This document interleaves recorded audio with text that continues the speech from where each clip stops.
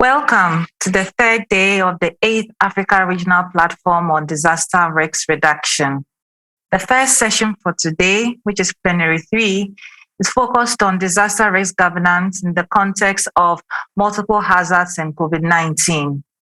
This session is particularly important because COVID-19 has glaringly revealed the systemic nature of risks in our society and the reason we need a paradigm shift in understanding risk.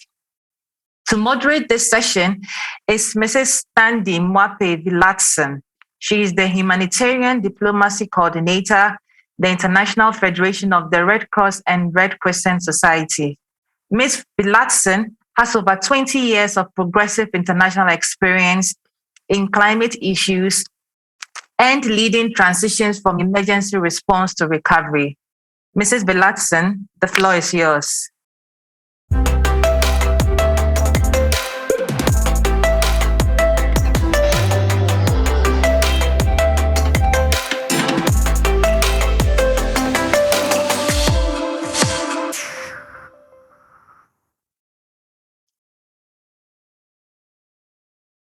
Excellent introduction. Thank you so much for that very warm welcome and putting our conversation into context already on why we are meeting today. A very welcome, everyone, and thank you so much for joining us today at the Africa Regional Platform for Disaster Risk Reduction.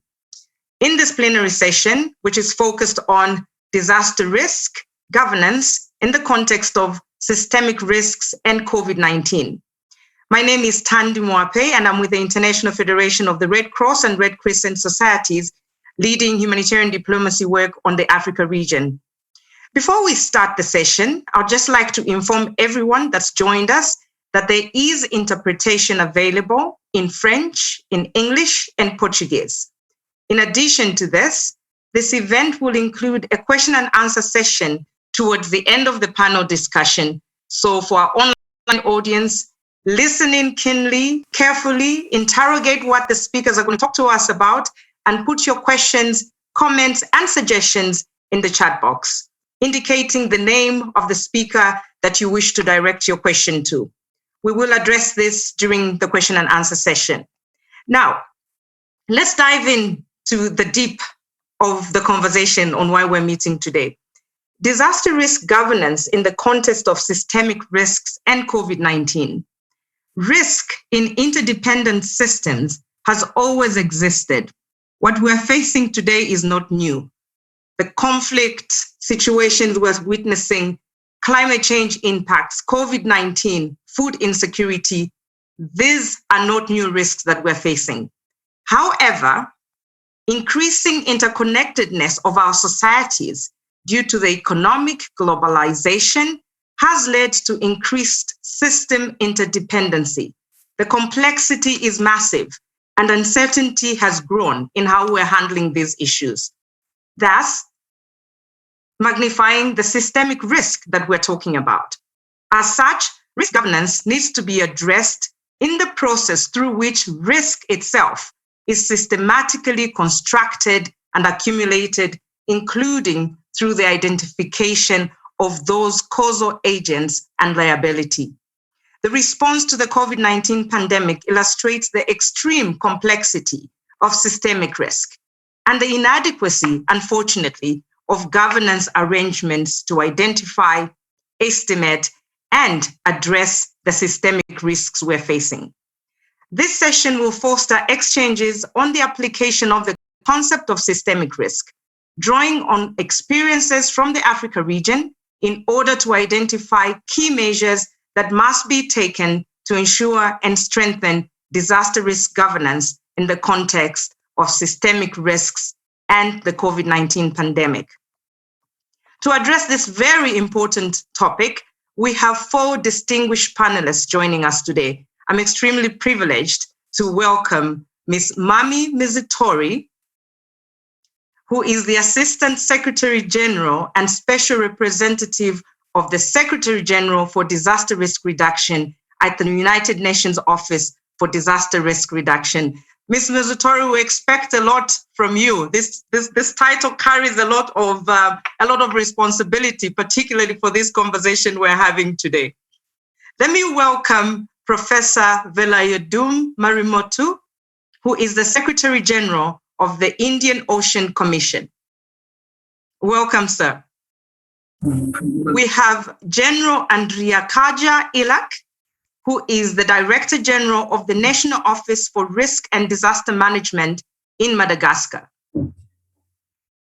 Welcome, sir. And we're also joined by Mr. Meshak Belubi Olegambo, who is the Mayor of the city of Bukavu in the Democratic Republic of Congo. He is also the Chair of the Platform of Local Authorities from the countries of the Great Lakes region.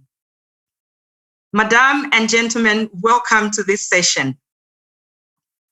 To set the tone for us, as I've just described, today's discussion, I want to turn to Ms. Mizutori from the UNDRR office. Could you perhaps define this very complex systemic risk governance? What is it? And what are some insights that you can give us to enhance systemic risk governance? Well, thank you, Tandy. Mr. Velayudum Marimotu, General de Brigade Olivier Andekaja Elak, Mr. Bilubi Ulengabo Meshak, Excellencies, ladies and gentlemen. So, Tandy, I'm going to start by quoting the United Nations Secretary General Antonio Guterres to try to dig into what we're going to talk about today, systemic risk. Mr. Guterres said, "If I had to select one sentence to describe the state of the world, I would say we are in a world in which global challenges are more and more integrated and the responses are more and more fragmented. And if this is not reversed, it is a recipe for disaster." So, what does it mean when he's saying our challenges are more and more integrated? Well, as you have said, Tandy, too, we have a textbook example of the COVID-19 pandemic sweeping through a world with what we call cascading effects and touching every corner of the globe. The tiny virus has led to appalling losses and major economic recession. But as you also said, Tandy, COVID-19 is new, but history is full of examples of what we can say are systemic risks. Because we think about risks many times in terms of natural systems, but we do need to understand that there are many risk drivers in our society: poverty, inequality, conflict, population trends. These are some of the societal systemic risks. And when they are connected with climate emergency and other risk drivers, then we have a compounded effect. Because all these risks interact with each other and as a result create a complex risk landscape. We live in a world increasingly being the product of a system of systems where natural hazards interact frequently with technological, biological hazards. Some of you may remember the 2011 Great East Japan earthquake and tsunami. A tsunami, which is a natural hazard, hit a nuclear power station in Japan, causing a nuclear meltdown. And that's a terrible case in which a tsunami and a man-made hazard got together. In this continent, Africa, where we are right now, we see what happens when communities which are already vulnerable and fragile with years of conflict, when they are hit by a drought, a flood, a locust infection, then this leads to a loss of life, livelihoods, and displacement. And these are the complex risk patterns that we are seeing today. Now, in this context of integrated challenges, we need to look more closely at the different elements that make up a disaster. And I'm talking about three elements here: the hazard, the exposure, and the vulnerability in our societies. So again, to give you an example, a drought, which is a hazard, hits a village with an increasing population, an exposed population. This is exposure. And if the village has been experiencing many years of conflicts, then there is vulnerability there, and it becomes a disaster. So we need to understand all three elements: hazard, exposure, vulnerability, that constitutes a disaster, and tackle each one of these. This is what it means to reduce disaster risk. And what we're talking about today is that this is becoming more and more challenging because we're not living in a world of a single hazard. The hazards are multiple. They come at the same time: pandemic and a drought, pandemic and locust infection. And also, we're so interconnected globally in the economic sense, in the societal sense, environmentally, institutionally, that one thing that happens in a totally different part of the world can have a systemic effect on any of us living totally in a different place. That's the first part of what the Secretary General said.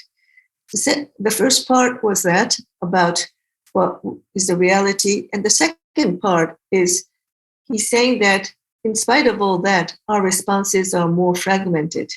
Now, it might seem obvious to all of us that when our challenges are interconnected and systemic, then we need to have an interconnected and systemic solution, a comprehensive, coordinated approach to govern the risk. But in reality, it's really not that coherent or coordinated. We need a whole of society, whole of government approach, but not many times coordination is effective. And many times governments, even the UN system, we have what's called a siloed approach. We have a siloed thinking, and we're all trying to do our best, but maybe not the best in the sense that it's coordinated and comprehensive. So we have fragmented mobilization of funding, heavy bureaucratic processes, weak decentralization, and competition among institutions. These are what brings us to a fragmented response. And also in terms of data, we have a lot of data, but we don't somehow bring them all together. But if we don't bring all the data together, we can't understand the challenges that we're facing. And if we can't understand the challenges, then we create an effective risk governance mechanism. So this leads to the important question: how can we change this? So the first thing is that, yes, we need to understand better what is the nature of the systemic risk, interconnection, cascading impacts that surround us. And that is actually the first priority of action of the Sendai Framework: understand risk better. And that is what UNDRR does to support member states and other stakeholders. We support member states so that they can establish their loss and damage database, that they have access to risk assessment tools so that they can better understand risk. And then the second point, which we're talking about today, is we have to have good risk governance. And this is, as I said, to have a coherent, comprehensive approach to risk, and the basis of this to have a plan, both national and local disaster risk reduction strategies that, again, UNDRR supports member states to have. A failure to plan is a plan for failure. We've seen it through COVID. A governance mechanism of systemic risks requires cross-sectoral cooperation and the engagement of cities, scientists, regulators, stakeholders, civil society. And finally, what you need to do is that once you have a good plan, a strategy for disaster risk reduction, you need to invest in it. If you don't put money, people, resources in the implementation of your disaster risk reduction strategy, then it's a nice, well-written piece of document, but it's not going to build your resilience. Having said that, it's not really easy to invest in DRR and in prevention because you're trying to put money and resources into something that may not happen tomorrow, may not happen in a year, may not happen in 10 years. But the important thing is that now with COVID and climate emergency, we know that disasters will happen. It's not a matter of if, it's a matter of when. So we need political leadership. We need long-term resilience vision. And today, I'm very excited to hear the best practices from the ground, what's happening in Africa in order to counter this systemic risk, because we need to learn from each other and we need to all together have a stronger governance. Thank you very much, Tandy. Thank you, Ms. Otori. That is huge information, rich information that you have given us. I won't even attempt to summarize what you've gone through, but some key highlights for me are what you mentioned. First of all, a powerful quote by Secretary General Antonio Guterres, who notes that indeed global challenges are integrated, but that our responses remain so fragmented. Even with COVID-19, we have seen that playing out, unfortunately, so badly. You also mentioned societal systemic risk, going back to poverty, inequality, issues that continue to affect vulnerability, and then the disaster elements that you mentioned, hazards, exposure, vulnerability. I want to come into the aspect of risk governance that you spoke about as, I think, a great segue to introduce again Professor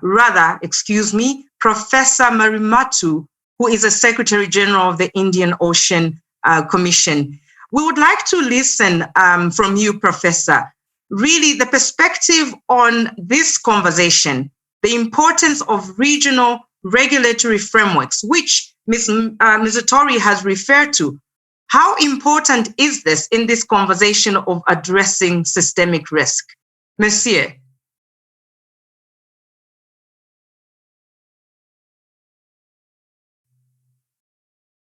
We think you're on mute. Can you unmute your microphone? OK. Merci beaucoup. Merci à Madame Otori pour ses propos introductifs et concernant la définition sur un certain nombre de risques. Alors, je voudrais en préalable dire quelque chose qui un peu plus général.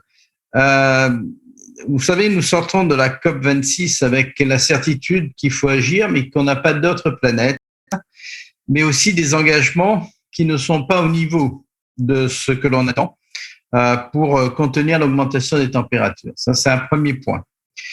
Le deuxième point qu'il faut avoir en tête, c'est que la pandémie 19 et le dérèglement climatique sont liés, puisque le dérèglement climatique et cette pandémie sont des marqueurs de l'Anthropocène.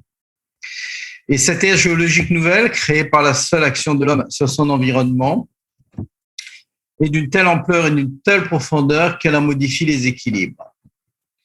C'est donc aussi, l'Anthropocène, c'est donc aussi l'ère des risques systémiques, d'accord? Et historiquement, nous en avons plusieurs exemples. Que pouvons-nous faire? Quelle marge de manœuvre avons-nous quand on sait que tous les pays ne regardent pas toujours dans la même direction, ou plutôt que leurs intérêts comptent quelquefois, parfois plus, que le bien de tous? Alors, je vais m'attacher à 2 points, le climat et la santé, donc les écosystèmes et l'éducation, qui sont des biens publics mondiaux. De fait, les États ont une responsabilité pour ce qui est d'assurer la pérennité de ces biens communs. Mais pas seulement les États. Nous avons tous une part de responsabilité et une possibilité d'action. Chacun de nous, en tant que citoyens, les acteurs non étatiques, y compris les opérateurs privés, et bien sûr les organisations comme la Commission de l'océan Indien. Appréhender les risques systémiques oblige à une approche multiscalaire, du local au global, mais aussi penser global pour agir local. Ce qui oblige à créer les conditions nécessaires à l'action publique et même privée, ainsi que les conditions favorables à des solidarités renforcées. Je crois que les maîtres mots ici sont solidarité et coopération. Ce faisant, Appréhender les risques permet d'éviter les catastrophes. L'anticipation, la prévision, la planification sont ici les mots-clés qui doivent guider la prise de décision. Dans notre région du sud-ouest de l'océan Indien, que l'on appelle chez nous l'India-Océanie, nous avons toujours fait face à des risques climatiques importants. Les cyclones, pour ne citer que, marquent chaque saison estivale. Mais les prévisions climatiques nous indiquent que ces cyclones deviennent plus intenses du fait de l'augmentation de la température des eaux de surface. Et nous avons appris ces dernières années à subir, et c'est bien le mot, des pluies diluviennes qui engendrent inondations et glissements de terrain, qui eux-mêmes engendrent déplacements, destruction et, dans le cas les plus tragiques, des victimes. Alors, dans ce cas précis, il y a bien entendu des politiques publiques à mettre en œuvre pour l'aménagement du territoire, la planification financière et la protection des infrastructures critiques pour les plans de contingence et d'urgence. Mais est-ce suffisant? Certainement pas. D'abord parce que nos États insulaires n'ont pas toujours les capacités de mise en œuvre de politiques publiques gourmandes en ressources, notamment pour des infrastructures. Et une manière de répondre à cette faiblesse, c'est de s'appuyer sur la science, de l'intégrer dans la prise de décision. Les outils technologiques d'aujourd'hui améliorent considérablement les capacités de prévision. Je prends l'exemple de notre système Aladdin que nous avons déployé dans nos pays dans le cadre du projet Brio, financé par l'AFD, qui affine le maillage territorial à une échelle de 12 km, alors qu'avant, on dépassait les 60 km. Ce projet Hydromètre de la COI, cofinancé par l'AFD, l'Union européenne et le Fonds vert, renforce les capacités de produire des services climatiques utiles à la prise de décisions publiques et privées des États membres. C'est donc la planification du risque, sa gouvernance, qui sera améliorée. De l'autre côté, il faut aussi travailler sur la réduction des vulnérabilités des pays qui sont traversés par ces météores. Alors, en même temps, il faut pouvoir disposer de plateformes d'urgence, d'acteurs qui interviennent rapidement sur le terrain. Et là, nous sommes dans la part la plus humaine de la gouvernance du risque, qui est l'authentique solidarité, la main que l'on tend pour aider. La pandémie de COVID-19 a tout autant bouleversé le monde que les changements climatiques. Nord et Sud, on a tous ressenti plus durement cette catastrophe sociale, économique et sanitaire, parce que tout le monde est concerné. Là encore, c'est la solidarité qui est le socle et le moteur. Le réseau Sega One Health de la COI, créé en 2009, a démontré son utilité concrète, sa pertinence et sa capacité à répondre aux besoins des États membres contre la Covid, mais pas seulement, puisqu'il a aussi fallu répondre au risque de propagation épidémique de fièvre afteuse ou de fièvre de la vallée du risque. Ce réseau est justement né de ce qui était un risque systémique pour l'India-Océanie. C'était l'épidémie de chikungunya de 2006-2007, qui était un défi sanitaire dont le coût économique et social a été important. C'était le système socio-économique même de nos petites îles qui était à risque, y compris la Réunion, qui a perdu 1 point de croissance uniquement du fait de l'épidémie. Nos États, conscients que le risque était partagé, ont mandaté la COI pour bâtir un projet régional de santé qui bénéficie depuis plus de 11 ans du soutien de l'Agence française de développement et depuis 2020 de l'Union européenne. Le réseau Sega One Health en est le cœur battant. Il rassemble 300 professionnels de santé humaine, animale et environnementale de nos États et travaille en étroite collaboration avec les acteurs de référence de la région, dont l'Institut Pasteur, la PIROA ou encore le MIH. Ici, l'approche est multidimensionnelle. Il s'agit d'abord de surveillance épidémiologique, d'alerte, de riposte et d'échange d'informations. Ensuite, le réseau a étoffé ses champs d'intervention en intégrant l'information, l'utilisation des nouvelles technologies, l'intégration des risques climatiques sur la santé, le renforcement des capacités diagnostiques. Et la pandémie COVID-19 a aussi montré des trous dans la raquette, puisque l'ensemble des décès sont liés à des comorbidités, des maladies non transmissibles. Et donc, le réseau est en train de réfléchir aujourd'hui à intégrer dans son dispositif les maladies non transmissibles, c'est-à-dire le diabète, les maladies cardiovasculaires et la santé mentale. Ce qui fait la réussite aussi du réseau Sega One Health, c'est que les États se le sont appropriés. Ils ont signé une charte lors du Conseil des ministres de 2017, affirmant l'importance de cet outil de coopération régionale et leur engagement à la pérenniser. Nous y travaillons. Au final, voyez-vous, je crois que l'échelon régional permet de répondre efficacement aux risques systémiques parce que c'est un échelon de solidarité plus forte, c'est l'échelon des voisins ou même des cousins. C'est ce qui permet à la COI et à ses États membres de bâtir des réponses adaptées aux grands défis d'aujourd'hui. La deuxième chose, c'est la solidarité internationale, cette idée d'une entraide et d'une générosité qui est l'un des fondements de l'humain. La gouvernance des risques doit reposer sur cette idée première parce que l'objectif est d'éviter que le risque ne se transforme en catastrophe. Victor Hugo nous le dit très bien, rien n'est solitaire, tout est solidaire. Je crois que cette phrase résume bien ce qui doit présider à la gouvernance des risques systémiques. Je vous remercie de votre attention.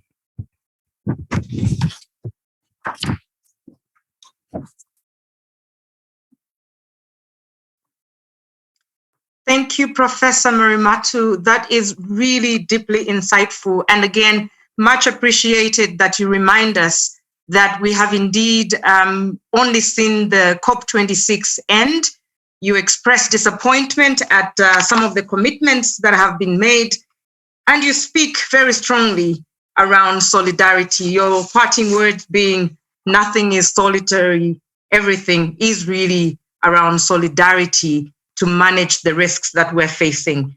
A lot of issues also that you make reference to in terms of the challenges, issues around finances, issues around governance itself within national boundaries, but also the responsibility of intergovernmental bodies as the Indian Ocean Commission that you have quite articulated well in terms of the leadership you are taking at that level to attract the funding to invest into risk management that addresses systemic risks. Thank you so much, Professor. We'll definitely come back towards the end of the session, hoping that our online audience is listening in keenly.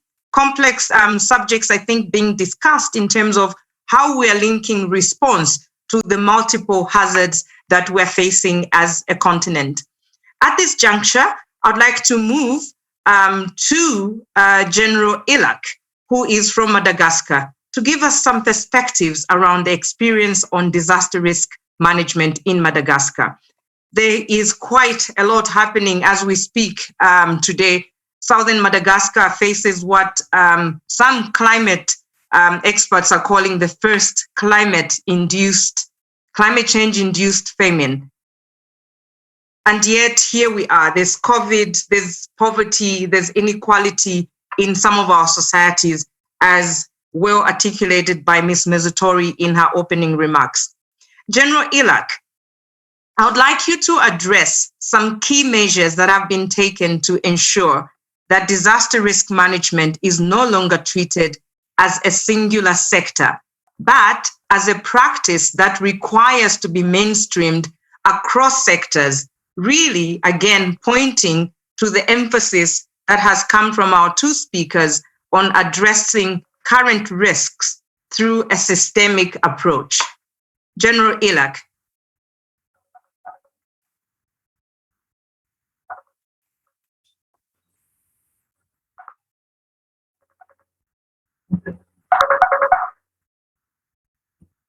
If you can unmute your mic. Merci de m'avoir General Ilak, if you can unmute your mic for us. Techniquement. Merci de m'avoir donné la parole. Mes chaleureuses salutations à tous. Le thème que je vais aborder ici s'intitule Réduire le risque à travers les secteurs au niveau national, expérience de Madagascar. La réduction des risques de catastrophes figure parmi les priorités de la communauté internationale et constitue une question clé dans les discussions politiques au niveau national, sous-régional, régional, international. Et pour Madagascar, en tant qu'État insulaire se trouvant dans le bassin du sud-ouest de l'océan Indien, où les aléas naturels et anthropiques sont très actifs et la réduction des risques de catastrophes occupe la première place dans son agenda. En effet, le pays subit de plein fouet les effets des changements climatiques, lequel nécessite une compréhension et une pratique avancée de la gestion des risques de catastrophe. Conscient de sa vulnérabilité aux changements climatiques, aux catastrophes et souffrant de manque d'infrastructures, de moyens et de difficultés logistiques, le pays a mis à jour le cadre juridique institutionnel qui régit sa gestion des risques et des catastrophes. C'est ainsi qu'il a adopté donc une approche systémique de gestion des risques multirisques et multisectoriels, des réponses holistiques aux catastrophes et une collaboration intersectorielle. Le pays commence à investir dans les résiliences et la réduction des risques des catastrophes. Comme beaucoup d'autres pays de la région, Madagascar a adapté les cadres d'action de Sendai pour la réduction des risques de catastrophes 2015-2030 dans la mise à jour de sa stratégie nationale de gestion des risques et des catastrophes depuis 2016. La loi numéro 2015-031 du 12 février 2016, avec son décret d'application numéro 2019-1954 du 28 octobre 2019, définit sa politique nationale de gestion des risques et des catastrophes, ainsi que les institutions en charge de la gestion des risques et des catastrophes à Madagascar. Des décrets ont fixé également l'organisation, les attributions et le fonctionnement de ces institutions. À Madagascar, la gestion des risques et des catastrophes s'est faite à deux niveaux distincts, dont l'un du niveau stratégique et l'autre du niveau opérationnel. Au niveau stratégie, la GRC ou la gestion des risques et des catastrophes est assurée par le Conseil national de gestion des risques et des catastrophes, ou le CNGRC, qui est une structure de concertation et de prise de décision au niveau national. Ensuite, la cellule de prévention et d'appui à la gestion d'urgence ou la CPGI, qui est une structure permanente d'appui technique rattachée au niveau de la primature. Et enfin, la plateforme nationale de réduction des risques et des catastrophes, ou la PNGRC, une structure ad hoc qui est un lieu de partage, de capitalisation, de coopération, des dialogues intersectoriels et des mises en commun des expériences et des acquis en réduction des risques et des catastrophes en termes de bonnes pratiques et de leçons prises pour la promotion de la résilience sociale globale dans toutes ses dimensions. Et au niveau opérationnel, la GRC assurée par nous, le Bureau national de gestion des risques et des catastrophes, qui est dirigé par moi-même en tant que directeur général, qui est donc la structure centrale opérationnelle en charge de la coordination et de la mise en œuvre de la stratégie nationale des GRC sur l'ensemble du territoire, à travers l'élaboration du plan d'intervention et leur mise en œuvre, les suivis et évaluations des activités de ces différents plans, et de la gestion des fonds nationaux de gestion des contingences, les fonds nationaux de contingences, c'est-à-dire la mobilisation des financements nationaux et internationaux en vue des actions de GRC et la mise à disposition des fonds en cas de catastrophe. Il est sous tutelle technique du ministère de l'Intérieur et de la décentralisation. Le comité de réflexion des intervenants en catastrophe, ou ce qu'on appelle ici à Madagascar les CRIC, est une structure ad hoc se déclinant à chaque niveau territorial. C'est une plateforme de réflexion, d'analyse et de suivi dans une finalité de coordination des interventions. Le secteur privé, en fait, est parti à travers la plateforme humanitaire du secteur privé. Cette dernière est un regroupement d'entreprises du secteur privé siégeant ou ayant un représentant à Madagascar et manifestant volontairement, expressément leur souhait de contribuer aux actions humanitaires de manière coordonnée. Pour s'assurer une bonne coordination et une meilleure efficience et efficacité des activités liées à la GRC, Madagascar a adopté donc l'approche par responsabilité sectorielle. Et cette approche vise à d'abord renforcer le concept de partenaire entre le ministère clé, les agences des Nations Unies, le mouvement international des Croix-Rouges et des Croissants-Rouges et les organisations non gouvernementales. Ensuite, renforcer la responsabilité, enfin, améliorer la coordination stratégique et la hiérarchisation des priorités sur le terrain dans des secteurs ou domaines d'intervention spécifiques pour assurer la meilleure protection possible des vies et des biens et rationaliser donc les dépenses allouées. On distingue 8 groupes sectoriels qui se déclinent en premier donc secteur alimentaire, co-lidé par le ministère en charge de l'agriculture et la FAO. Deuxièmement, secteur eau et assainissement, co-lidé par le ministère en charge de l'eau et l'UNICEF. Troisième secteur, donc le secteur éducation, co-lidé par le ministère de l'Éducation nationale et l'UNICEF. Quatrième secteur, secteur habitat, co-lidé par le ministère en charge d'habitat et IFRC, CRM, Croix-Rouge de Madagascar. Cinquième secteur, donc secteur logistique, co-lidé par le ministère en charge des transports et le PAM. Numéro 6, donc secteur nutrition, co-lidé donc par l'Office national de la nutrition et l'UNICEF. Septième secteur, le secteur protection, co-lidé par le ministère en charge de protection sociale et le CRS. Et enfin, donc, le dernier secteur, donc, secteur santé, co-lidé par le ministère en charge de la santé publique et l'OMS. Et pendant, donc, la période de situation d'urgence sanitaire liée au COVID-19, le BNGRC a assuré le commandement du centre opérationnel pour sa gestion sa gestion.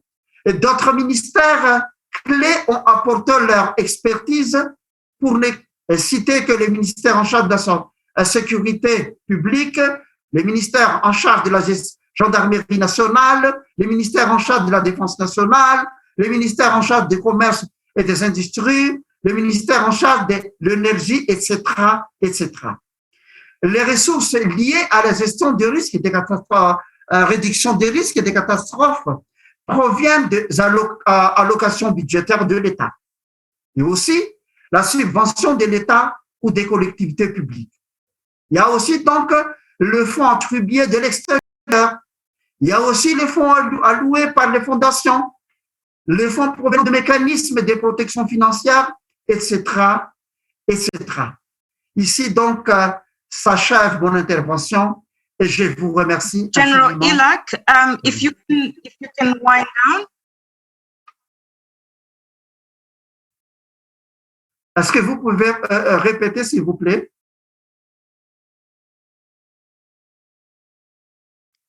Excellent. Thank you so much, General Ilak, for that really insightful picture that you paint on how Madagascar is organized on that risk governance component that has been an emphasis of discussion in this session. I very much appreciate the issues that you've raised around mitigating risk through the national level, which is an important player, obviously, having heard from the regional level, but also the policy level at global level from the two previous speakers that we had heard before you. Thank you again for describing very critically how the coordination is organized at the national level through the National Council and also the national platform that is established to work with diverse partners, but also the private sector. The legal framework that you described was also emphasized by our two beginning speakers around ensuring that you have frameworks that guide how disaster risk management is being driven at country level. Of course, you do make mention of the challenges on the resources, which seem to be a running theme throughout the conversation. Thank you so much, General Ilak, and I'm sure if the online audience is listening keenly, there are quite some issues that are coming out from the three previous speakers that we've heard describe risk governance at the global level, the role of intergovernmental organizations at the regional level, and then the work that's happening at national level that General Ilak has so eloquently described. Thank you to my three previous panelists. We have indeed heard on that interconnectivity between global, regional, and national level. But what's missing at this stage is to hear that last mile, the local level, where the disaster impacts actually happen. And for this, we have the mayor from Bukavu, as informed during our introductions, who is going to give us that critical level component on connecting global, regional, and national, but also that critical component on local responsibility for driving disaster risk management. Mr. Belubi, who is my next speaker, addresses exactly how we can ensure that responsibilities for disaster risk reduction are shared by central governments and relevant national authorities, driving down to that local level. Mr. Belubi is going to draw upon the recent experiences from the city of Bukavu in dealing with the eruption of the volcano and the COVID-19 pandemic. He also discusses what priority actions can be taken to strengthen systemic risk governance at the local level. Mr. Belubi is addressing us through this pre-recorded message.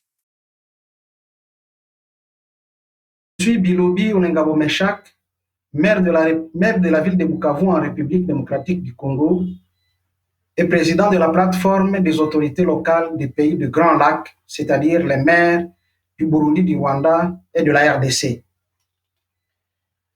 Je vais vous partager ma réflexion sur la gouvernance des risques et des catastrophes dans un contexte marqué par les risques systémiques et le COVID-19.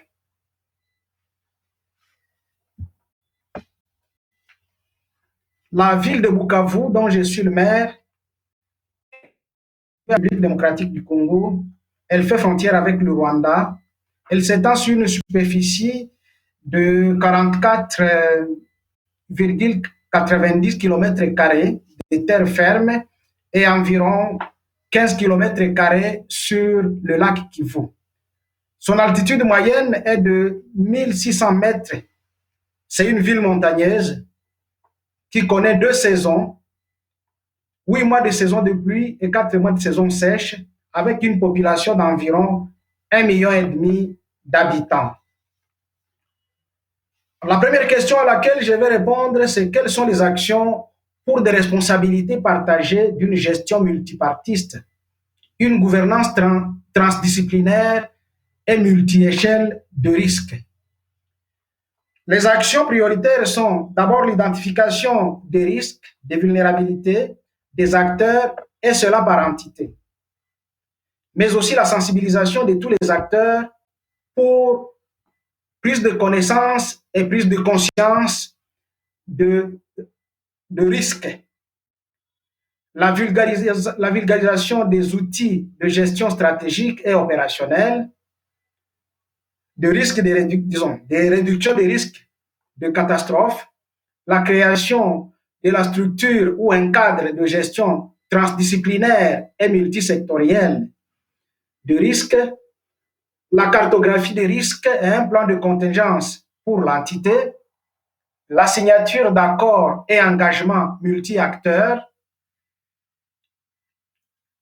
le système d'alerte et un dispositif de communication et d'intervention multisectoriel, mais aussi la mise en place d'un système holistique de gestion, de réduction des risques de catastrophes, notamment l'organisation, la planification, la mise en œuvre et le suivi de catastrophes. La deuxième question, c'était les actions prioritaires pour la mobilisation des ressources afin de renforcer la réduction des risques de catastrophes au niveau infranational et local. Et là, nous nous référons à l'éruption du volcan Nyiragongo au Goma dans la ville voisine et le COVID-19 dans les deux villes Goma et Bukavu. Parmi les actions prioritaires que nous retenons, il y a l'analyse et l'évaluation des risques et leurs implications. Deuxième action, il faut une formation des acteurs sur la mobilisation des ressources, sur le lobbying et plaidoyer dans la gestion des risques et des catastrophes. Il faut aussi une production d'une vision partagée et une feuille de route commune entre les acteurs. Il faut l'élaboration des plans, des programmes et des projets de réduction des risques et des catastrophes. Il faut aussi développer une stratégie de lobbying et plaidoyer qui est concertée entre tous les acteurs impliqués. Il faut identifier les actions de mobilisation des ressources à court, à moyen et à long terme. Il faut aussi une sensibilisation continue des acteurs, en commençant par le groupe vulnérable, c'est-à-dire les plus concernés, et les intervenants. Mais aussi, il faut mener les actions de lobbying et plaidoyer au niveau du pouvoir central, au niveau des partenaires, afin d'avoir les moyens de la politique. Cela suppose aussi une mise en place d'une politique à tous les niveaux, à tous les échelons. Il faut aussi multiplier et diversifier les contacts et saisir les opportunités dans la région et en dehors de la région. La question concernant l'exacerbation des risques par la COVID-19 qui a envahi le monde entier et les actions pour éviter, minimiser et traiter les risques. Parmi les actions, nous pensons que d'abord, les vulnérabilités doivent être identifiées. Pour notre ville, ce sont les aléas climatiques, les inondations, les éboulements, les noyades dans le lac et dans la rivière Ruzizi, les incendies des maisons, les maladies épidémiques et endémiques transmissibles, et j'en passe. Et alors, l'exacerbation des risques par Covid s'explique par exemple par le confinement. Dans des familles nombreuses, dans la ville, beaucoup de familles ont en moyenne 7 personnes qui partagent le lit, partagent les chaises, partagent la vie communautaire. Il y a aussi les activités bancaires et commerciales qui sont limitées et cela limite l'accès aux moyens. Les décès avec les événements sociaux, des participations au deuil, ça exacerbe aussi. Et aussi, il y a eu les malades chroniques qui devaient se faire soigner à l'extérieur, qui se sont vus bloqués et cela a exacerbé les risques de Covid. Parmi les actions entreprises par notre municipalité, c'est le renforcement de la gouvernance, la capacité de prise en charge et de surveillance, mesures de mitigation des risques, les plaidoyers et le lobbying, notamment auprès de l'AIMF, où nous avons obtenu de la ville de Paris un appui de matériel de Covid, les arrêtés nationaux et provinciaux signés par les autorités, autant au niveau national, provincial qu'au niveau municipal. Je vous remercie.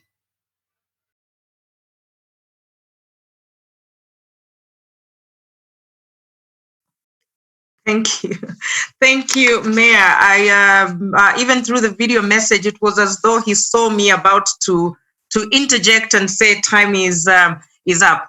Very, very important lessons from Bukavu. Thank you so much, Mayor. And we now actually do have quite a number of comments coming through in the chat box. But before I get to that, I'll quickly just highlight some of the what he describes as shared responsibility to address cross-cutting risks. Identify the risks themselves, raise awareness within communities, support national authorities and the communities themselves to map out the relevant action, and also have better mapping of risks, capacities through better data management, and also develop efficient communication models. Let me now turn to the chat box and a few questions that we have. One is addressed at Ms. Mezotori. It says, well articulated, Mami, risks are indeed systemic, complex, and multiple with cascading effects. This necessitates good risk governance. Are we speaking this language in Africa? Yes, indeed, because good risk governance is something that needs to happen everywhere. And I do believe that in Africa, there are many good examples that we see, because actually the fact that Africa has multiple hazards and systemic risk is not something that is recent. There has always been a very fragile context. There has been many epidemics, so risk around public health. And of course, Africa is disproportionately being impacted by climate emergency. And as a response, we see more and more systemic response from the government.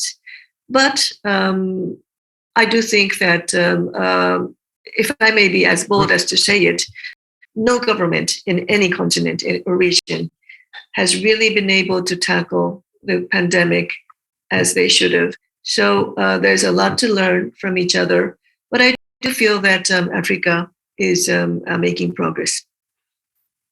Thank you. Thank you so much, Ms. Mezotori, for that, and very candid also observation sort of globally on the way the response on COVID has been happening.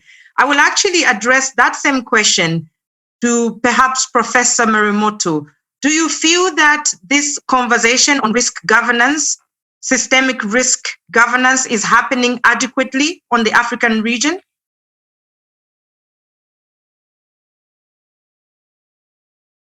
Alors, en Afrique, au niveau global, je ne saurais le dire, mais je peux parler au niveau de la zone sud-ouest de l'océan Indien. Nous avons, concernant la COI, qui est une organisation intergouvernementale sur la coopération régionale et portant sur la coopération régionale, nous avons des instances qui se réunissent régulièrement 2 fois par an, et nous avons notre prochaine réunion de Conseil des ministres la semaine prochaine. Donc, et avec bien sûr des liens systématiques par le biais des officiers de liaison avec les États membres, qui nous permettent d'avoir quand même un travail un peu systématique en liaison avec les États membres, puisque tous les mandats que nous avons pour fonctionner et parer à un certain nombre de problèmes ou de défauts nous sont donnés par ce Conseil des ministres. Je voudrais quand même revenir pour dire à quel point l'Afrique a progressé sur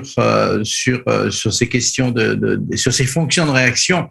Sur le cas du dernier cas Ebola qui était en Côte d'Ivoire, je tiens à rappeler que la réaction a été très rapide, puisque les vaccins sont arrivés en un jour à Abidjan et le contact tracing s'est fait en moins de 30 heures. Donc, c'est tout à fait remarquable, et cela montre vraiment que les choses progressent et que la gouvernance, même si elle n'est pas parfaite, mais elle n'est parfaite nulle part, et elle doit toujours, on peut toujours faire mieux, rentre quand même maintenant dans des standards qui deviennent satisfaisants sur quelques cas précis. Sur, par exemple, les questions de prévention météorologique ou de réaction SIDA, réaction pandémie ou réaction maladies non transmissibles et transmissibles, je pense que là, nous avons, avec les points focaux nationaux, avec les OPL, avec nos réunions des instances qui sont régulières au niveau de l'océan Indien, une structure qui doit encore s'améliorer, mais qui commence à répondre de façon satisfaisante.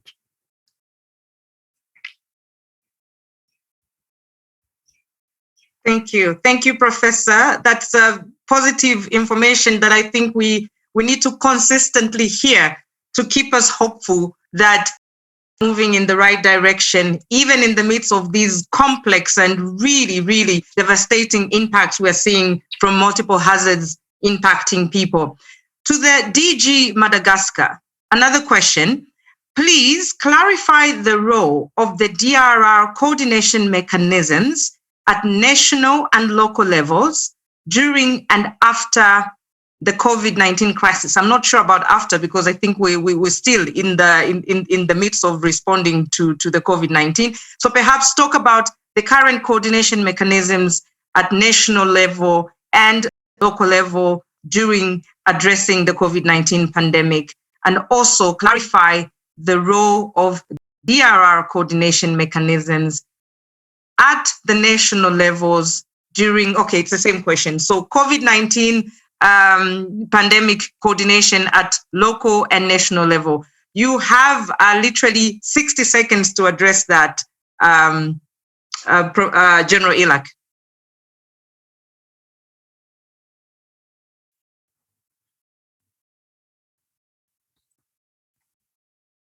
Merci pour cette question. Mais avant de répondre donc à la question que vous avez posée tout à l'heure, actuellement à Madagascar, il y a une autre actualité qui se passe dans le sud de Madagascar, et je viens de faire une réunion qui a été dirigée par le Premier ministre, chef de gouvernement, son Excellence Monsieur le Premier ministre, qui est aussi en même temps le président de GRC à Madagascar. Était présent donc, ce sont des ambassadeurs, les corps diplomatiques qui étaient présents pour cette réunion. C'est une réunion donc de lancement conjoint de l'appel éclair dans le cadre du renforcement d'une réponse d'urgence de la résilience à la sécheresse dans le sud de Madagascar. Donc, pour vous dire que donc la coordination, c'est une chose très importante.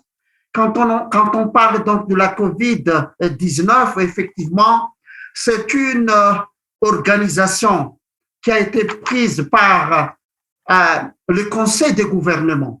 On a mis donc le BNGC à la tête de la coordination.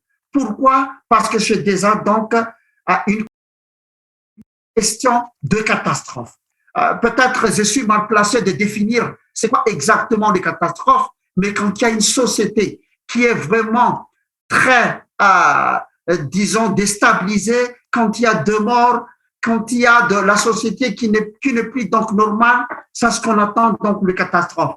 Et quand il y a des catastrophes, c'est toujours à la tête, à travers donc de la politique nationale de GRC à Madagascar, c'est le BNGRC, c'est notre bureau qui doit effectuer, qui doit faire la coordination des activités humanitaires à Madagascar.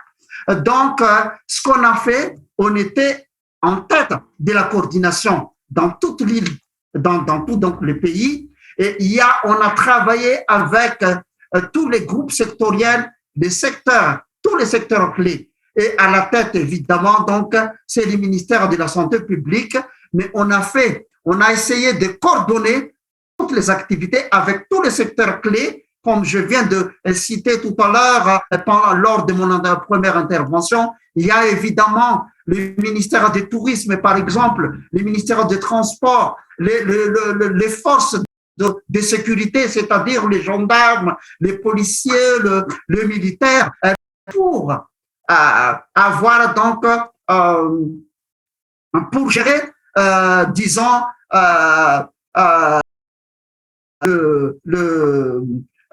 pour gérer donc la situation globale, pour gérer donc la discipline, pour avoir cette bonne coordination de gérance de Covid. Donc, pour être bref, c'était donc le BNGC qui est à la tête de cette coordination, effectivement, mais on a travaillé avec tous les acteurs humanitaires à Madagascar et tous les départements concernés, comme je viens de citer tout à l'heure.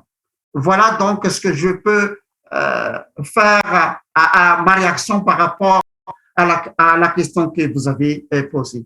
Merci. Thank you. Thank you for addressing that question and also really seeing the important response to the drought situation in southern Madagascar. I do think there's a lot of partners that are quite keen to hear the progression that the government and partners are making on the ground to address the very dire situation that we are seeing from afar. But of course, you are at the front lines and managing that risk. Now, the technical team has told me we are right on time to end the session.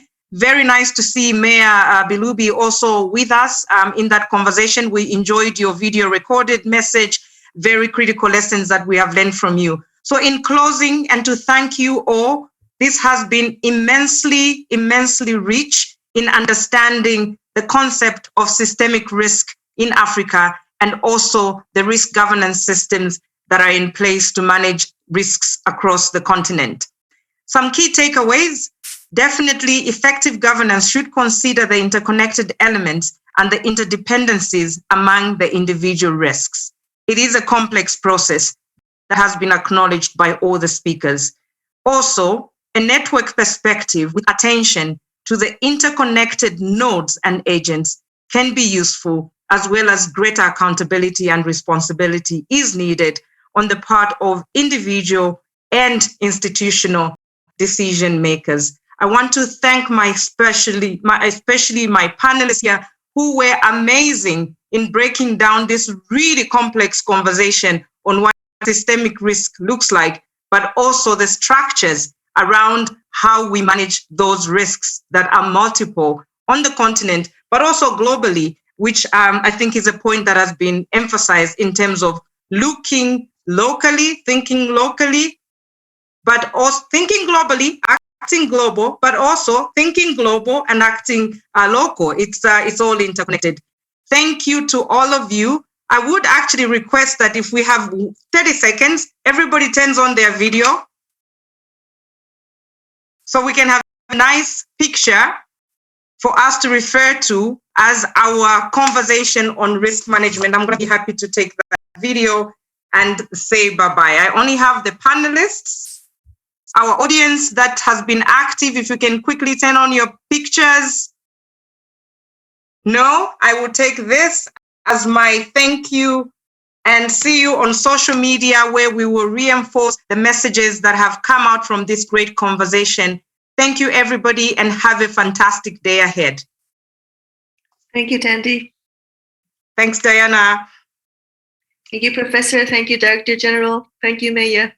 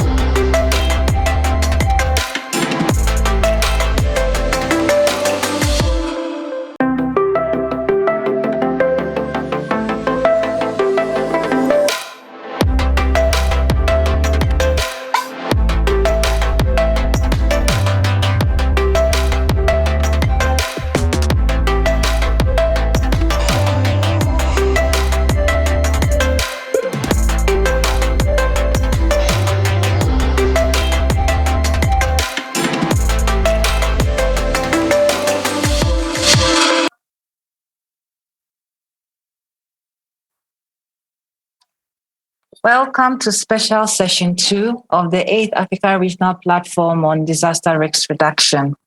This session is focused on improved understanding and management of disaster risks in Africa. With scarce resources and so many competing needs, having critical knowledge will ensure that evidence-based decisions are made to effectively reduce disaster risks.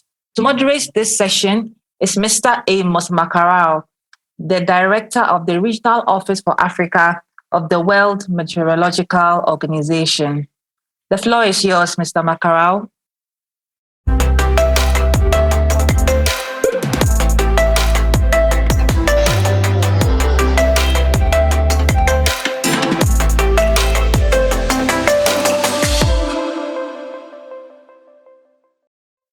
Yes, thank you very much. Greetings to you all.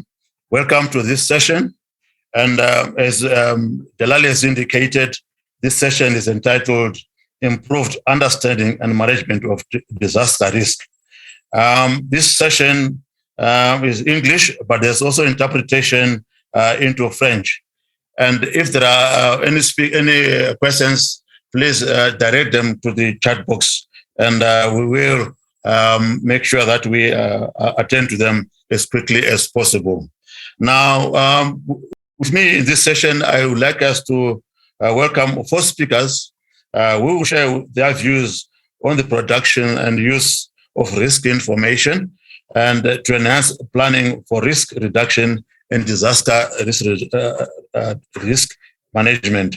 So I will ask each of the 4 speakers to briefly introduce yourselves, please. Okay, Johan, you can please go ahead. Thank you, Chairperson, Moderator. My name is Johan Mini. I work with the City of Cape Town. I'm the head of the Disaster Management Center for the City of Cape Town in South Africa. And a good day to everyone. Thank you. Thank you very much, Johan. Also, next to Gemma. Thank you, Chair, and good afternoon to everybody. My name's Gemma Connell. I'm the Regional Head of Office for OCHA, which is the UN Office for the Coordination of Humanitarian Affairs, covering 25 countries in Eastern and Southern Africa. It's a pleasure to be with you all today.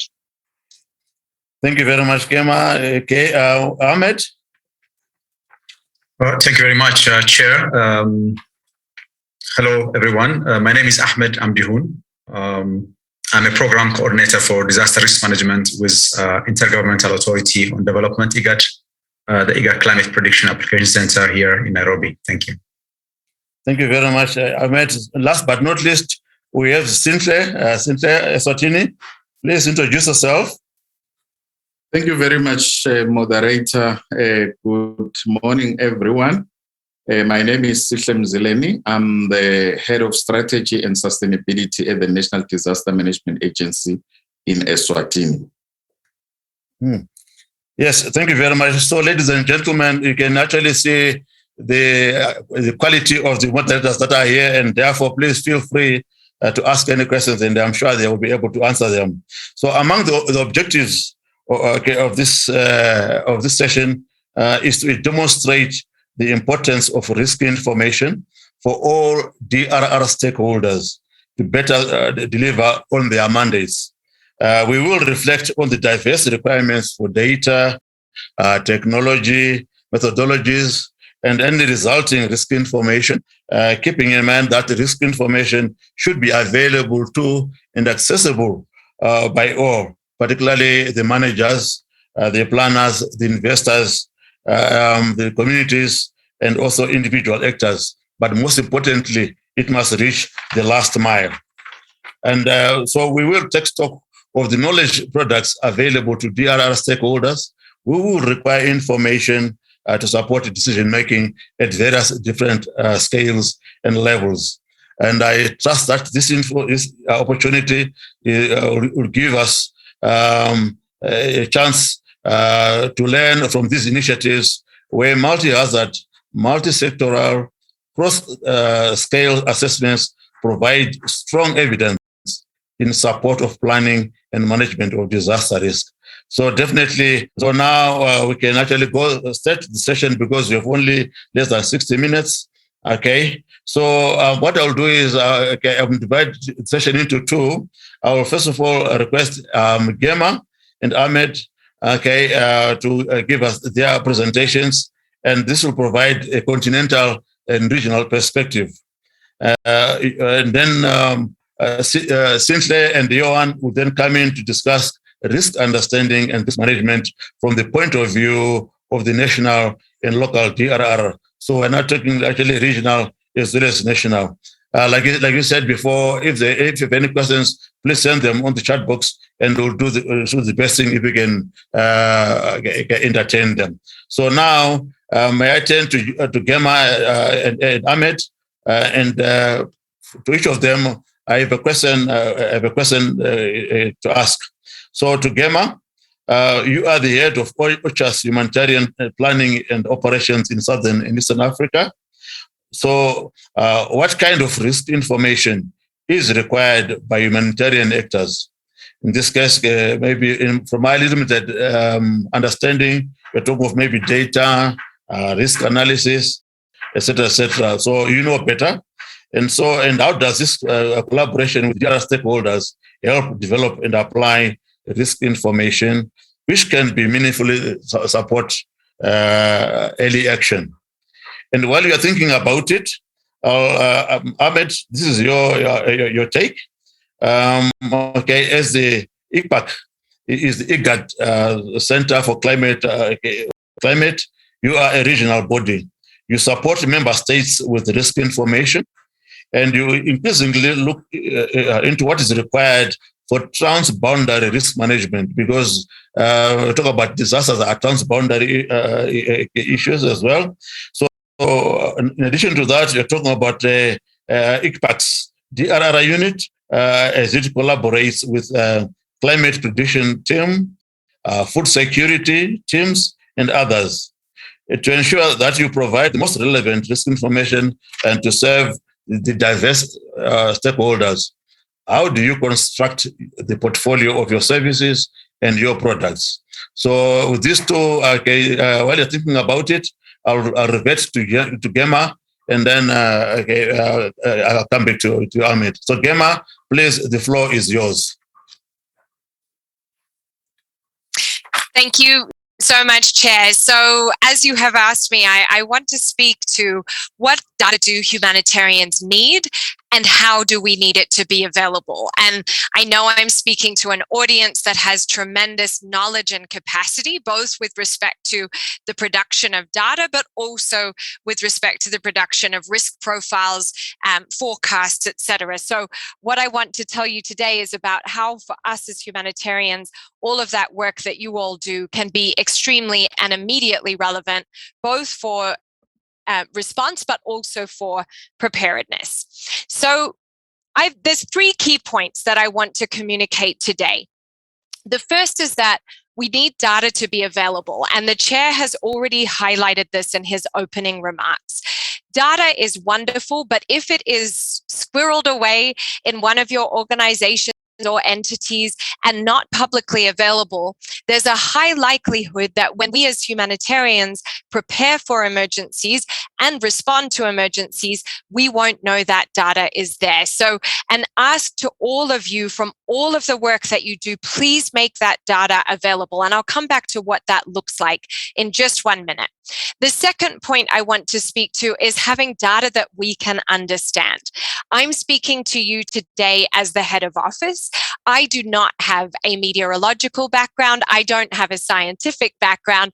I have a humanitarian background. And so for the data that is produced to be usable for people like me, but also for the communities that we serve, and the chair spoke to that critical last mile, we have to find ways of translating technical data into data that is understandable both by humanitarians and by the communities that we serve. And the last point I'll speak to about today is how we need data that is immediately usable.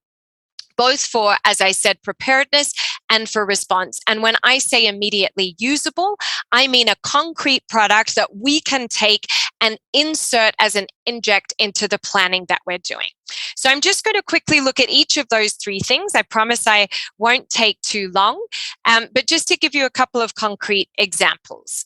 So in terms of having data that is publicly available, just to flag to the chair and the technical colleagues that my clicker doesn't seem to be working, but I'll try one more time. Otherwise, if you could move to the next slide, please. When we talk about publicly available data, I'm going to give you an example from the humanitarian realm. Many years ago, we did not share our data as humanitarians. We had data that was in disparate places across hundreds of organizations. And so when it came time to respond to an emergency, we each had our own bits and pieces of data, but there was no place where all of that was put together in a repository that we could access. So on the humanitarian side, in the last years, there's a center that's been established, the Humanitarian Data Center, that has pulled together all of the data sets that are available and made that publicly available for any humanitarian and anybody else, including DRR professionals, to respond to and prepare for emergencies. And you can see on the right of your screen what that has looked like in practice. When the work of that data center began, and even before that, the data exchange back in 2014, there were very few data sets that were publicly available and very few users of those data sets. And you can see through to June 2019 that there's been an exponential increase in the number of people using that data, but also not as exponential, but still gradual, an increase in the availability of data.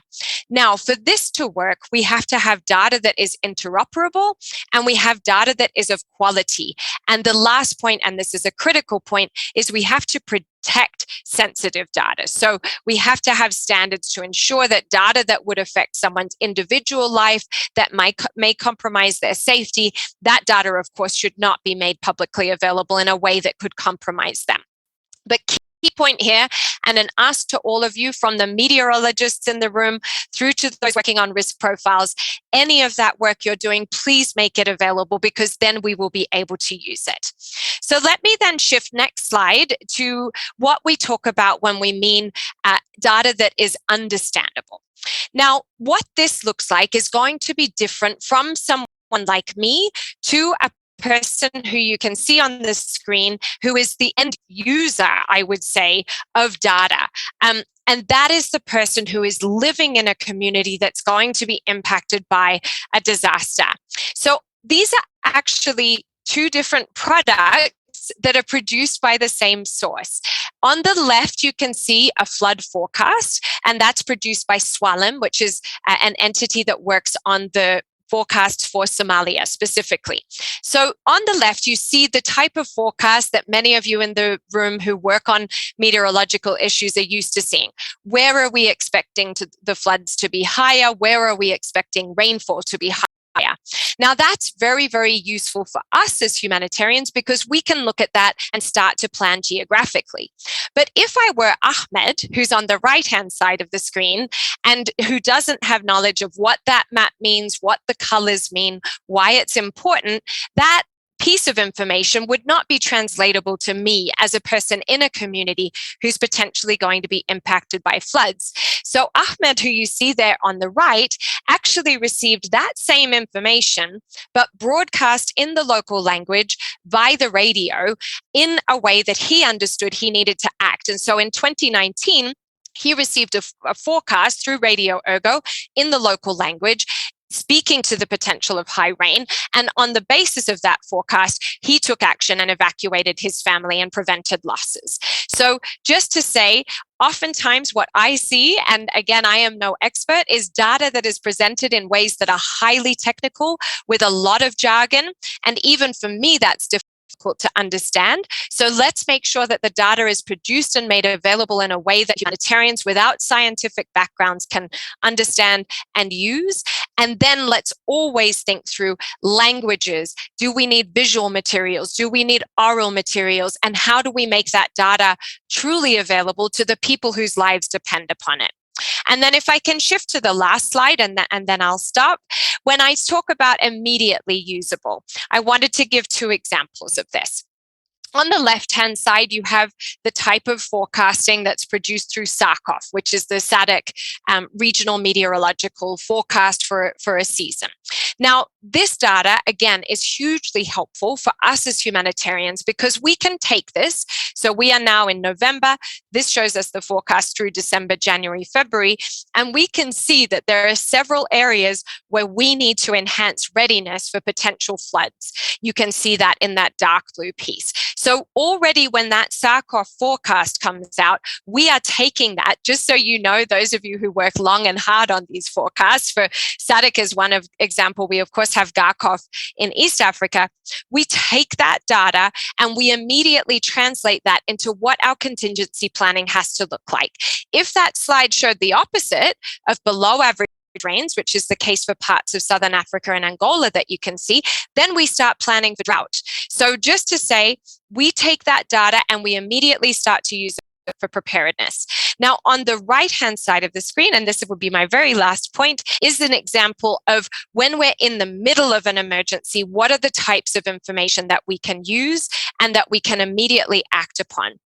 And this is a product that was an experiment between various universities funded by the UK that was active during the last couple of cyclone seasons. And what you can see on the screen here is a product that we received during the tropical cyclone Eloise response, and which was also shared with the Mozambican government, which is critical.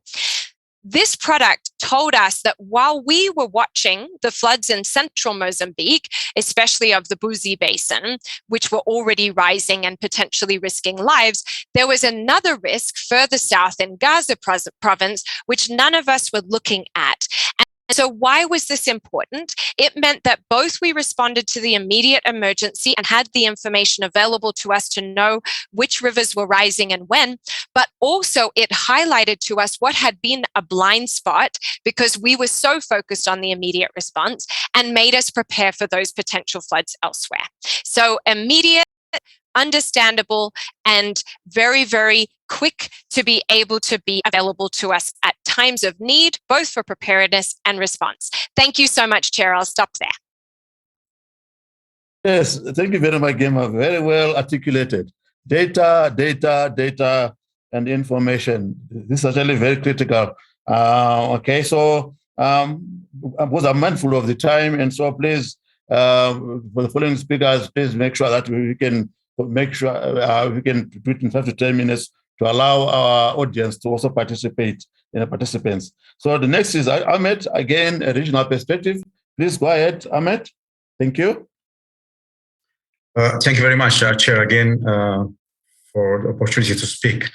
I have a slide if it can be uploaded. But as I bring in, I can start.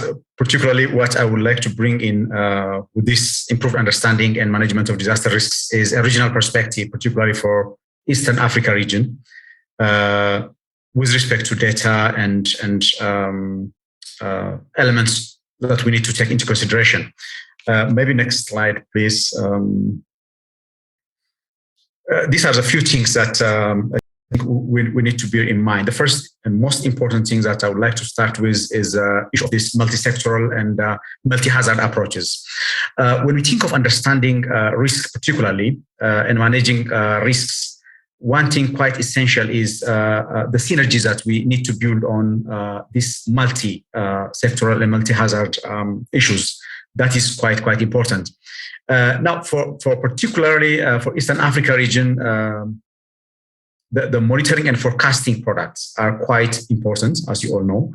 But this is, again, very much a work of, for example, for IGAD, providing an outlook, climate outlook every season, at least 3 times a year, and also providing advisories. As the previous speaker said, everyone don't understand the maps and the forecast and so on, but advisories are quite essential, quite important. With that regard, also, IGAD provides 2 things. One is the co-production part of it, where member states would be called in from each of the sectors, at least 7 sectors, and they sit and try to explain, try to understand the forecast and what it means, particularly for preparedness but also preparedness actually to act early and preparedness also for response. With that respect, I think there are several advances in terms of producing activities, so that you are sure that the products are understandable, particularly by stakeholders, primarily by the national governments, and anticipatory actions are also outlined and acted upon. That is, I think, the most important. The other one is, again, with more now towards understanding and managing risks. One thing quite essential is issues to do with elements of risk. I think when you talk about disaster risk management and so on, the elements of risk and data on those elements of risk is quite essential. The first one is the hazard itself. As I said, the monitoring products from ICPAC, for example, the forecast products from us and other institutions are quite important, particularly to be able to understand what is coming. Further, now what are at risk? What are the elements at risk now? That's quite important. What's exposed? Is it the population? Is it the key infrastructures, the crops, or what? That is, again, quite important. That's why actually we are collaborating, for example, with UNDRR to develop a regional risk profile. No matter how good forecast products we have, unless we have, for example, those important layers as exposure, vulnerability, and possibly coping capacities, we are not able to provide quite precise information with full understandings of what the risks or what the hazard can do to the communities. Recently, we have launched IGAD Disaster Operations Center, which has a situation room, particularly for a multi-hazard early warning system and early action. We are very much hopeful now that this situation room will be providing, at least starting with 4 major hazards in the region: the droughts, the floods, the pests, primarily the desert locusts, as well as the food security issues in the region. With that, I think we are heading to advance, actually, not only the early warning products, but also on early actions. Can we attach anticipatory actions whenever we are issuing forecasts? That is a task now on our table. And I think that's where things has to head, particularly from our institutional point of view. Next slide, please. This is, for example, the products which we just, it's a work in progress, but we just finalized and see the results quite recently. It's a collaboration between UNDRR, WFP, the Chima Foundation, and IGAD. This is, for example, what floods can do in the IGAD region just in 1 year. You can look at the 1.5 billion cost to the GDP, about 600, almost more than 500,000 people affected every year, and so on, in croplands and so on. So it's really serious. This is an annual loss and damage that we are anticipating out of this climate, this risk profile, flood risk profile. This is at current climate. You can just imagine what that means in the future climate. So that is very important. Maybe next slide. These are, for example, the products that Mr. Moderator has put a question on for me. This is, for example, the one you see on the left is exceptionally heavy rainfall forecast that ICPAC issues every week, which are very important indicators of any risk of flooding, particularly in the regions. As I said, this is not enough. It has to be done in conjunction with exposure, vulnerability, and other layers, but it is quite important. At a weekly scale, it's quite precise, to be honest, from our experience. And this can be a very good piece of information, piece of data that humanitarians and other actors can in-bank their anticipatory actions well in advance. In my opinion, currently there are really good changes that we are focusing more on anticipatory, or let's say forecast-based actions. That is where the future should head, rather than, as we know, for example, in our region, billions and billions of dollars are still being invested on the humanitarian side, while quite few millions are on the anticipatory and the DRR side. I think that imbalance has to be corrected, and there are good progress, starting with WFP and other OCHA and other partners. We have seen a good orientation towards that loading approach in terms of dealing with disasters. My last slide is, next slide, please. yes, in terms of the portfolio and the products that IGAD and ICPAC are providing, particularly we have this platform, what we call East African Hazard Watch, where almost all products are being uploaded there, and particularly quite easy to understand from an average user point of view. But going forward, I think this product has to be again simplified, more understandable, particularly for local communities and so on. That is maybe the next phase of it. But particularly for web-based users, this is what has been offered as a portfolio of IGAD and ICPAC. But as I said, this is not enough. We have to attach the forecast and monitoring products into anticipatory actions, which are actionable. Which are to be followed up by all stakeholders. That is when we say we really have a full understanding of risks, and we also have a full understanding of disasters. Thank you very much, Chair, and I hand over to you.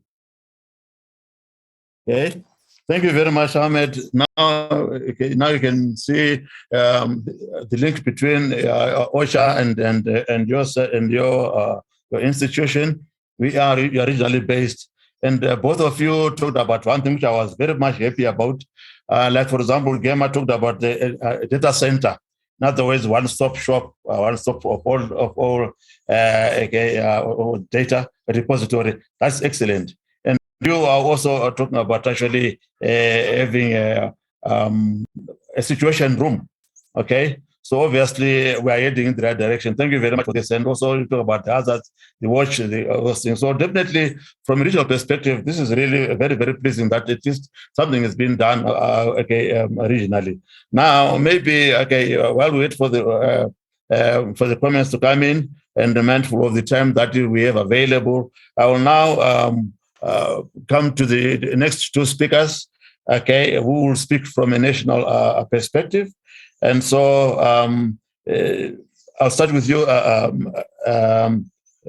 Sintle. Eswatini is the National Disaster Management Agency. In one of the roles of this agency is to coordinate and support the diverse humanitarian and development stakeholders in Eswatini. The pandemic has made us acutely aware of the many challenges when managing cascading and compounding hazards. And decision makers, for example, have to face uncertainty on a daily basis. And this is a very big task for your agency. So my question to you, Russell, is how does a national authority understand systematic risk, and how can it work with stakeholders in the country to manage risk across different sectors in the different scales? So now you are moving out from the region to the national perspective. So Cynthia, if you are there, please, the floor is yours. 5 to 10 minutes, please. Thank you very much. Okay, thank you very much, moderator, and the participants in this session. Actually, our conceptualization of managing risk in Eswatini is that we take the discipline of risk management as a construct to sustainable development, of which our approach, it ensures that we mainstream disaster risk reduction or disaster management within the overall national development agenda. We also take reference to the global policy frameworks, particularly the intent of all 4 of them, as well as the Africa Agenda 2063, to be encouraging mainstreaming of disaster risk management to all development sectors of our economy. So our approach is embedded on that. We needed to understand the risk comprehensively in accordance to all of its elements, so that we can be in a position to formulate the strategies that can enable us to prevent new risks, reduce the existing ones, as well as managing the residual risks. So within the context of the COVID-19 pandemic, we have been dealing with a situation whereby we were having double onsets of the COVID-19 pandemic and direct impact of the tropical cyclone Eloise, as well as a tropical cyclone Kenneth, which had some devastating impacts in the country, while we did not experience direct impacts. So we can safely say that Eswatini, ever since the 35-year period, actually, we've been managing disasters in the country. We haven't experienced this double onset. So basically, our approach then is that we needed to understand disaster risk in all its elements. We are profiling the hazards, and we are working with all the development sectors of the economy, working through what we call the sector-wide approach, whereby these development sectors are the ones that are leading actually the disaster risk management efforts at sector level.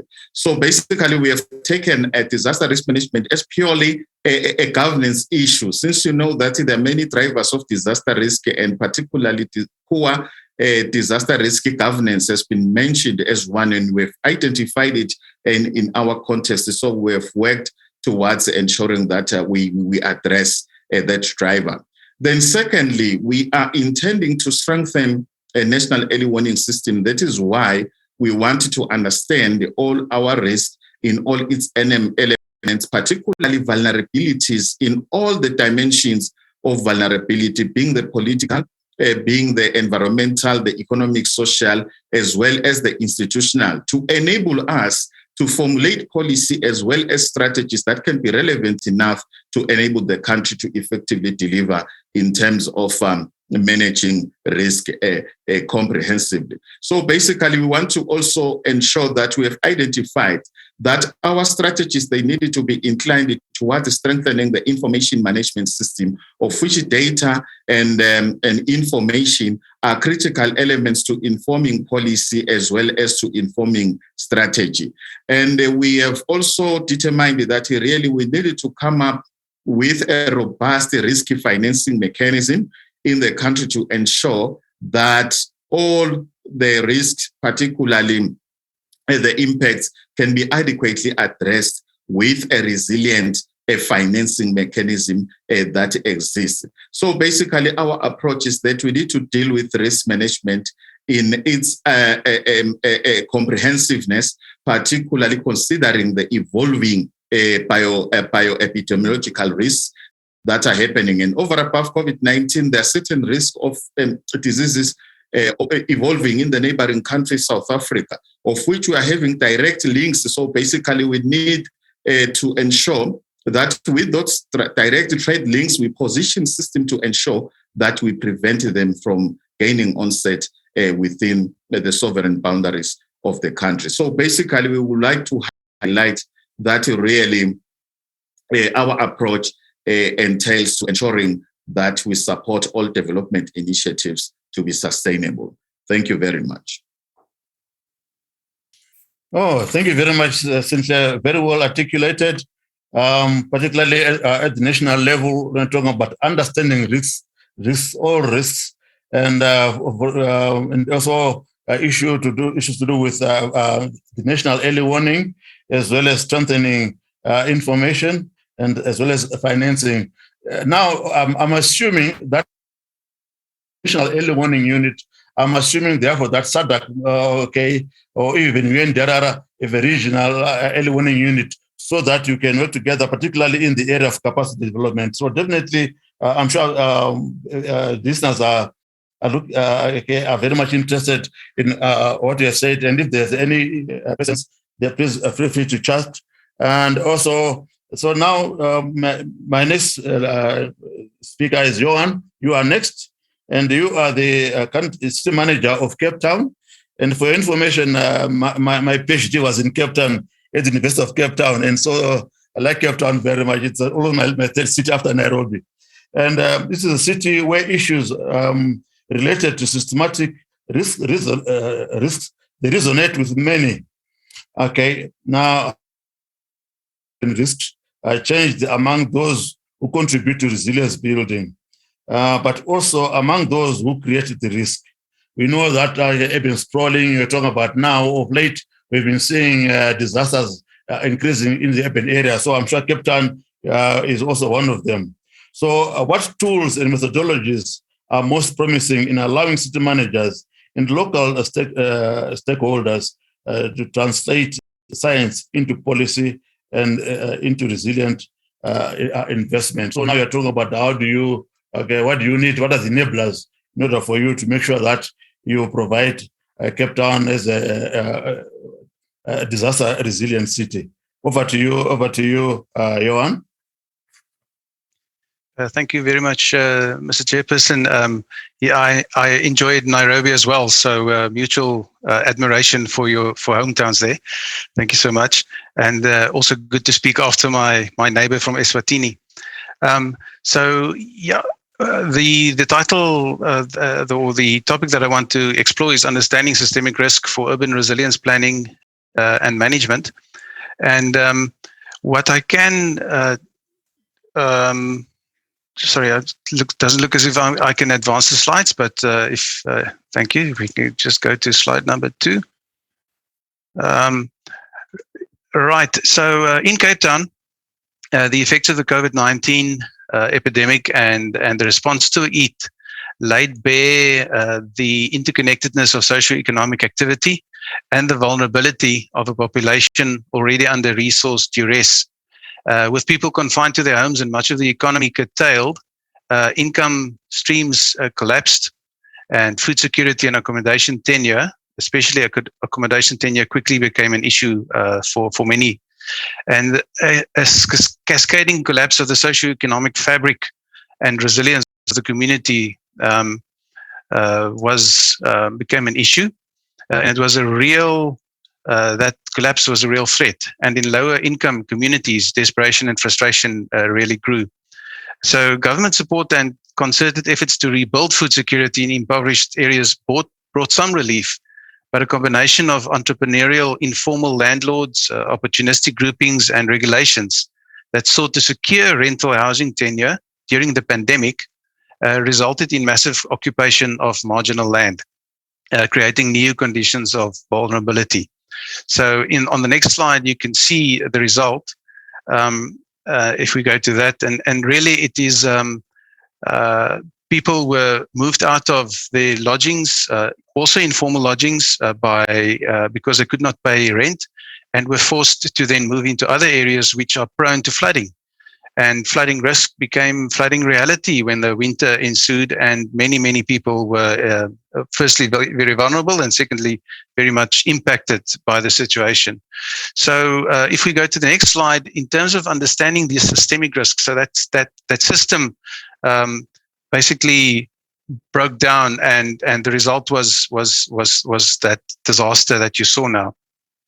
But to understand systemic risk and to really influence it and to move from science to policy, we need to understand that we can really influence risk.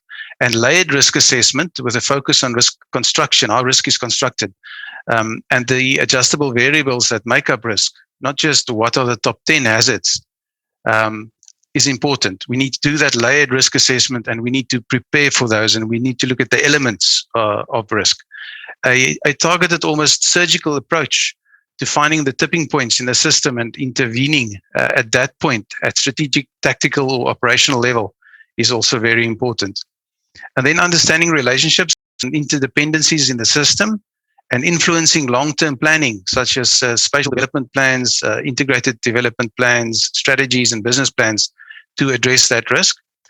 And then also working tactically and operationally with stakeholders on a seasonal or hazard-specific basis to shape risk reduction and response. So in the city, we have a winter preparedness team that comes together and tries to, first of all, reduce risk, and then secondly, that risk that cannot be reduced, to actually respond to the impacts. And that's a seasonal collaboration, which we also, we have the same model for specific hazards, one of the 30-odd major hazards that's been identified for the city in dealing with those. So institutional capacity is also important. You need to have your institutional capacity in place for risk reduction. In our context, that means an advisory forum for disaster risk reduction for the metropolitan area. It means that we have a disaster risk management center as per our South African Disaster Management Act, and that we have risk reduction and preparedness planning groups coming together for dealing with specific hazards and specific issues. on the risk reduction side as well as on the preparedness side. We have community structures, we have volunteers participating, and the whole thing is this whole of government and whole of society approach. We need to understand that as disaster risk reduction practitioners, we can influence, we cannot do this alone, of course. We need to try to influence the system, and we can influence the system by making sure that we know whose actions can reduce disaster risk, even if it's not our actions, it could be someone else's actions, and we need to try to leverage and activate and start that off. And if we can do all of that together, then we can reduce risk. So those are my quick remarks, Chairperson. Thank you so much. Yes. Thank you very much. Thank you very much, Johan, again from Cape Town. But definitely, ladies and gentlemen, what you are saying from the regional and national perspective is that the issue of disaster is being handled differently, but at the same time, there are these commonalities. We're talking about actually having data centers. We're talking about actually situation rooms. Having also talking about actually mainstreaming of this DRR at the government level, and also the issue of partnerships. Partnerships are coming in very, very handy. And so definitely, ladies and gentlemen, I'm very much happy that we have managed to get our host speakers to give their own views on views. We have some 15 minutes in order to enable you to ask any questions. But when I look at the chat, there's one question, for example, for Gemma. And this one is saying, is it possible for OCHA to share the attribute data set on hotspot location? In other words, geo-coordinate a humanitarian response in needs and other statistical information. I'll repeat the question, Gemma. Is it possible for OCHA to share the attribute data set on hotspot location? In other words, it's geo-coordinate humanitarian response in needs and other statistical information for mapping. Gemma, is the question clear to you? But also to our colleagues, there's the issue of data that needs to be standardized. The issue of making sure that the data needs to be harmonized as well. So please, if any of you are interested in, can respond to that, please feel free. But first, Gemma, this response in the chat, if you are ready, please. Thank you. Absolutely. So I'll put two websites into the chat here, which I hope can be copied across to the main chat. So two things. One is that in general, for data, we now have the Humanitarian Data Exchange. And I'll share the link for that.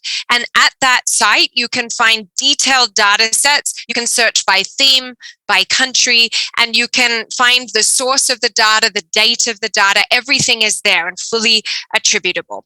So that's one. And then the second one is for everyone to be aware that for countries with major humanitarian emergencies, that is to say for ongoing responses, let's take, for example, Somalia, South Sudan, etc.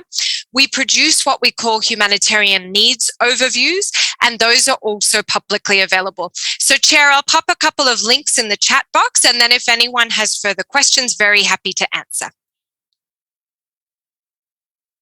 Very much, and even even to all of you, if you can share your contact details, please, that would be great. Okay, and then there's also a question again in the chat box. This one is for ICPAC. Yeah, ICPAC. Ahmed. The question is, an important component in the regional cooperation is transboundary risk management. For it to be possible and meaningful, member states need to share key data and information. What lessons, do you draw from ICPAC's work on transboundary risk management? Okay, is the question okay? Ahmed? Yes, it is, Mr. Chair. Okay. Thank you very much. And while you are preparing for that one, there's a question for Sintre. Question says here, what mechanisms and institutional arrangements? What mechanisms and institutional arrangements seem to be valuable in addressing systematic risk in Eswatini? I'll repeat the question. What mechanisms and institutional arrangements seem to be valuable in addressing systematic risk in Eswatini? And the last question, Johan, for you, he says, what kind of tools, risk assessment methodologies, and risk information do urban managers and your planners require in order to be able to address disaster risk in the city? These are the questions which I've just said. If you want, you can also check in the chat box. But okay, so Ahmed, the question for you on the regional cooperation transboundary. Please, Ahmed. Thank you very much, Mr. Chair, again for the opportunity. Two things. I think number one is a transboundary nature of risk. As we all understand, I think we are saying it over and over again, disasters know no borders. What does that mean is, for example, a classical example is desert locust, for example, starting from Asia to the Horn of Africa. So I think that's the way we have to understand. When it is in Asia, there must be a way we anticipate this risk coming and putting in place important mechanisms. On data sharing, Mr. Chair, I'd like to bring two examples. Number one is ICPAC, as a regional intergovernmental body, receives meteorological station data from member countries for about 100 plus stations. This really helps us to, in our modeling work, and also blending with satellite products, which is very important in terms of improving the precision and the accuracy of the data. That's one. But also we have developed, for example, a regional strategy on flood risk management together with member states, how the upstream, downstream issues of flooding can be handled. That is, I think, very important. And countries are already, some of our countries are already cooperating, particularly when the discharge is exceeding certain limits. I think they are sharing data to the downstream countries for preparedness purposes. But in order to improve the lead time, we are also working on a modeling, particularly hydrologic and hydraulic models, in order to provide more lead times in terms of forecasting floods. This is coming from ICPAC in-house modeling as well as the global centers. This is how we deal with it. But on data sharing, countries are sharing, for example, met station data, but we want to advance it to more, for example, gauging station data and some others, which requires a special protocol to be signed with all countries, or at least between countries of interest, 2 or 3 countries together. So that is the way forward. We are looking at it, Mr. Ramos. Thank you. Thank you very much, talking about actually sharing of data, very, very critical. And then, for Cynthia, if I can repeat the question, it says, what mechanisms and institutional arrangements seem to be valuable in addressing systemic risk in Eswatini, systemic risk Eswatini? Please, Cynthia, what are your views? Okay, thank you very much, moderator. Actually, we in Eswatini, we are working on strengthening the National Vulnerability Assessment Committee to ensure that we expand the scope as well, so that it will not only focus on a food security related actually data, but should venture into other forms of risk in terms of conducting their assessments. Right now, we are having a training that is going on whereby we are incorporating the climate change dimensions into vulnerability assessment in our country. So this will, at the end of the day, ensure that we come up with a systematic approach to effectively manage risk in the country. So another aspect that we are working on is to come up with an information management strategy. For sure, the Vulnerability Assessment Committee, and particularly the terms of reference or the vulnerability assessment and analysis, will be incorporated as part of the key element that will be addressed in that strategy. And one thing that is key is for us to develop sector-specific databases and data sets and agree on indicators, because at this stage, it's more like the situation is kind of haphazard, but we are still trying to make some means to establish some convergence so that we can achieve some commonality in the way we interpret actually our data sets. So another aspect that was key that we have realized in the country in terms of managing risk effectively is that we have considered the Disaster Management Agency into a semi-autonomous entity, because it was proven that when it was still within a government department, it couldn't achieve a flexibility and rapidity. So basically, we had to ensure that it becomes a semi-autonomous entity so that it can be in a position to achieve those emergency response turnaround times in an event there is an onset.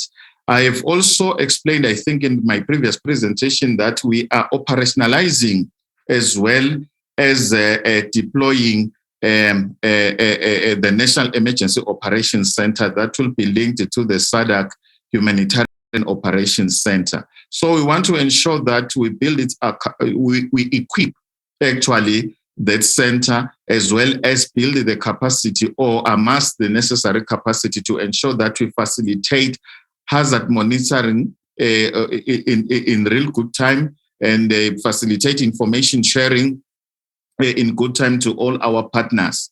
Earlier on, I also alluded to that we implement our mandate within a sector-wide approach. We have established sectors of our economy that are managing risk. We are having the agriculture and food security sector, the health and nutrition, education, as well as others that are being chaired or that are being led by the relevant line ministry in government and all entities within the UN agencies, as well as the NGO sector and the private sector right now, because we have seen the private sector contribution being pronounced during the COVID-19 emergency response. So basically, we are strengthening that a sector-wide approach with those development sectors by establishing now technical working groups that will be focusing on specific themes under each sector to ensure that our response mechanism is enhanced. So basically,